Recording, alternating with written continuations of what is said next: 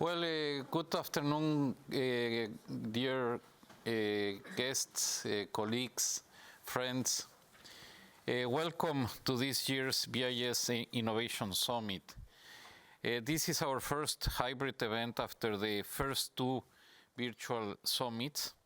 And needless to say, I'm extremely delighted to see so many in-person attendees, joined by thousands more tuning in online, especially given the current turbulence in global markets. I'm particularly happy to see such a lively presence here. It was sort of lonely here for two to 3 years. So it's great that see you, and more than anything, just see that all of you are here to discuss innovation. So I feel very, very delighted that you're here. This appetite for innovation is very inspiring, and therefore I'm very happy to see so many people, in particular at the difficult times in the global financial markets. Things are a little bit calm today, which is good. Hopefully this is the way it stays. Needless to say, we support fully all the measures that central banks have taken. But precisely, I think that the topic for today, for this Innovation Hub is of interest, and it's fittingly the discussion of technological innovation amid of uncertainty. So I think that probably we could have done well without the excitement of the last 2 years, two or 3 days, but nevertheless it's still fitting that we have this as a background. So while uncertainty has increased dramatically over the past 2 weeks, in my remarks today I would like to focus on central banks' work on innovation in the longer term. What should they do in the face of uncertainty? Observe and take stock of the situation. This is important, but not enough. Central banks also have a role within their mandates to act in order to resolve uncertainty, be that to restore price stability, to preserve financial stability, or to ensure safe and stable payment systems. In doing so, central banks can harness the power of technology to both manage the challenges and exploit the opportunities that uncertainty presents. They can innovate themselves, and they can help ensure that technological innovation moves in the right direction. At the BIS, we have fully embraced this philosophy. It is the cornerstone of the BIS Innovation Hub. The Hub is helping central banks drive technological innovation in the monetary and financial system. Technology is advancing very, very rapidly. Finance is at the forefront. Central banks are rolling up their sleeves to be on the front line of the innovation process and help shape the digital transformation in the financial system, all while continuing to deliver on their mandates. Consider the money and payments landscape. New crypto assets and stablecoins have emerged, claiming to be money. Big tech firms are using new technologies to offer financial services in novel ways. Many fintech firms and incumbent financial institutions are doing so as well. There are many other examples, like SupTech and RegTech, where artificial intelligence and machine learning are offering new solutions for regulatory reporting and financial supervision. We have seen episodes of rapid technological innovation before. What is different now? In my view, what makes today's situation unique is a change in the innovation process. In the past, technological innovation was driven by a need to solve specific problems. But today, this order is often reversed. Innovation or innovative technologies come first, and use cases come later. This approach to technological innovation is not a bad thing. Innovators sometimes see trends and potential solutions that others don't see. I am reminded of the words often attributed to Henry Ford, who supposedly said that if he had asked the public what they wanted, they would have told him a faster horse.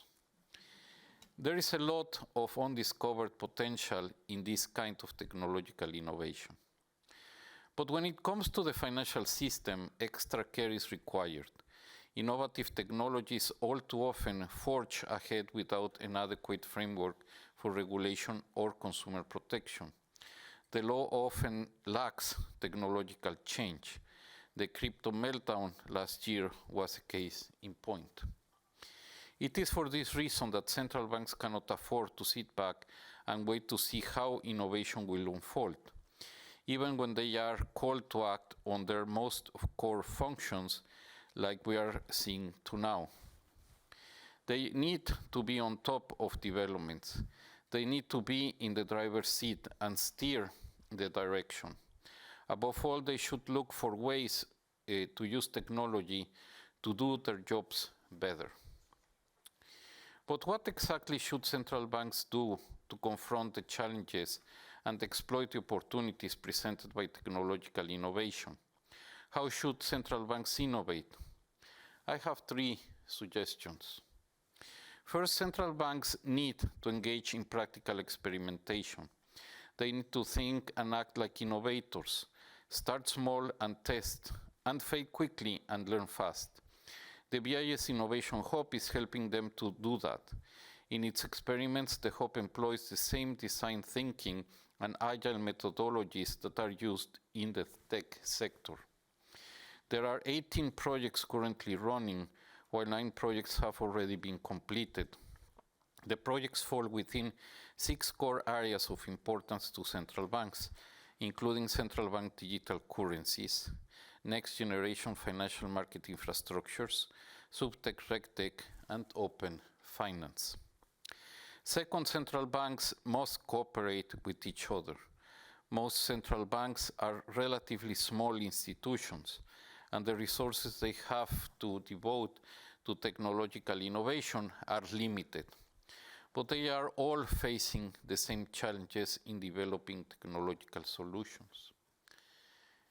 An obvious example relates to CBDCs. A 2021 BIS survey revealed that even back then, around 90% of central banks surveyed were exploring CBDCs. More than half of them were developing them or running concrete experiments.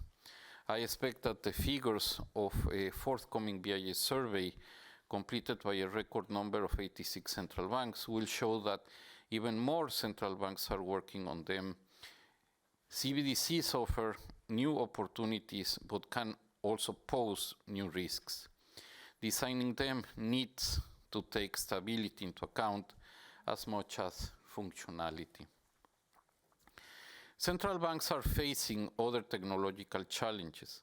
For example, artificial intelligence and machine learning.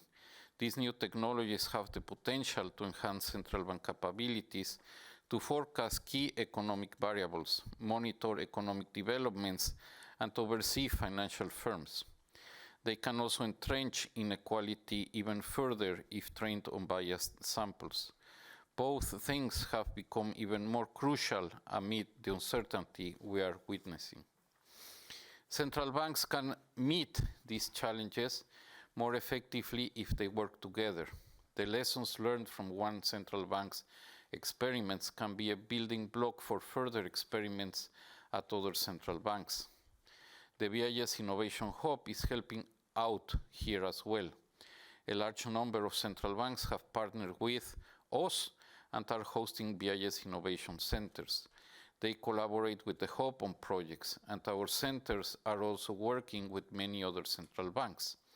The results of our projects are made public so that the entire central banking community can benefit from them. Third, central banks must collaborate with stakeholders beyond the central banking community. Central banks cannot and should not do it by themselves. Collaboration with the private sector is key. Private firms will remain the principal drivers of innovation in the financial sector and elsewhere. Central banks must harness the private sector's enormous creativity and dynamism.